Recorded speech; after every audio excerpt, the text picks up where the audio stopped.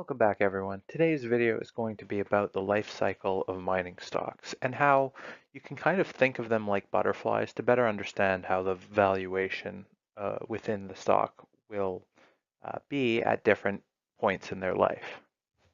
Yes, you did hear that right. I did say mining stocks are like butterflies. And forgive me if I take this analogy too far within the video, but I really think it works. And this is because mining stocks are different from tech stocks, which are trying to just grow, grow, grow. For example, mining stocks are always in a state of liquidating themselves, very capital intensive and always liquidating themselves. So here is different stages of their life. When a caterpillar is born, it's crawling around looking for food. The mining stocks, it's money. Just hoping to survive long enough to find more food.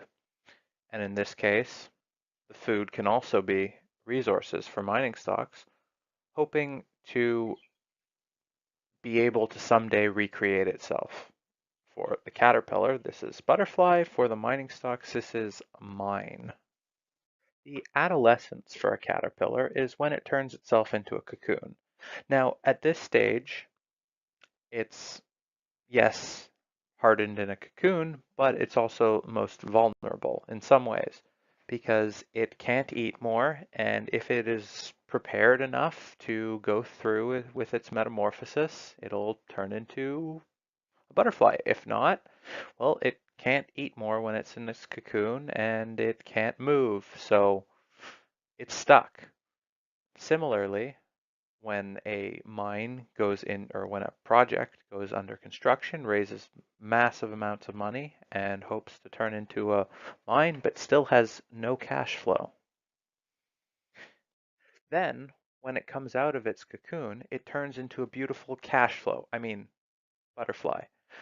Now, this completely changes its plane of existence and what it can do. It now can fly or have its cash flow, and it gets re-rated because it a whole variety of opportunities that were never available to it before are now available. So at the caterpillar phase, the projects are exploring, raising money, looking for resources, poking holes in things, developing, trying to figure out what conditions it would take for them to make money. At this point, they get a very discounted valuation because they don't know if they're ever going to be worth anything. As it advances, though, and they're able to determine with economic assessments and such how much they might be worth, the project begins to track a net present value, which is discounted profits of the potential project if it's successful. Now it's often discounted, but it's a framework for what the company may be worth someday. Now, when it enters the construction or the cocoon phase, a junior miner will finance building its mine. At this point, it will have debt that it will have to pay back. It can also issue equity, shares. It often will do both. That being said, once it's under construction, if it is not properly budgeted, if there's problems, the company can be severely stuck if there's a cost overrun or anything goes wrong, because they are in a position where they do not have cash flow and they owe money.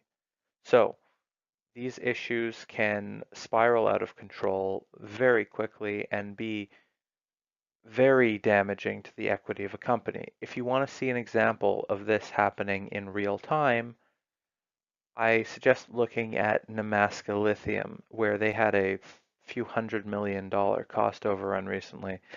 Uh, I I've been watching them for years, the equity in that one, and I feel bad for the shareholders.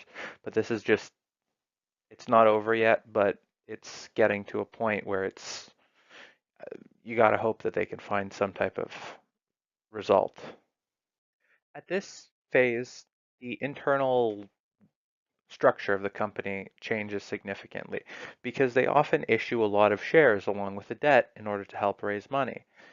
And while they are fragile at this point, they're changing from a company that consumes capital to hopefully, if successful, through this fragility, this period of fragility, I guess you could say, they hope to reemerge as a company with cash flow and with more potential reward than at any point in their past. And this would come with a new valuation in the sector. This is called a re-rating. Finally, in the butterfly phase, the risks are not over. They're just a different type of risk. Now it's execution. How can they execute? Are they going to be successful? Are their costs going to overshoot with regards to, I don't know, tires or other problems that could have in their mind? Maybe the mill has issues, any whole number of things. But once this re-rating occurs, a company can now trade at a premium to its net present value.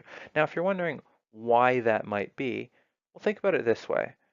When a project is hopefully worth a certain amount someday, that would be their profits from the project. But once they're a producer, they get this cash flow. Well, they could do more with the cash flow than just have profits. They could reinvest it. They could pay dividends or whatever. So it becomes possible for the company to be worth more than it was before. Now, the re-rating, as I mentioned, often comes with a big reward to those investors that made it through this high risk construction period. Now, while some of these companies may be valued above their net present value, it, this also makes sense because you can look at what else they can do with this cash flow. Well, they can expand their deposit. They can continue drilling, look for more, pay dividends, uh, well, obviously pay off their debt, and any number of other things that just wouldn't be efficient to do without debt.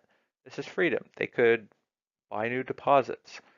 So all companies want to be butterflies, but sometimes it's just very difficult to get there on their own. Now that's it for today. I thank everyone for watching who made it to this point.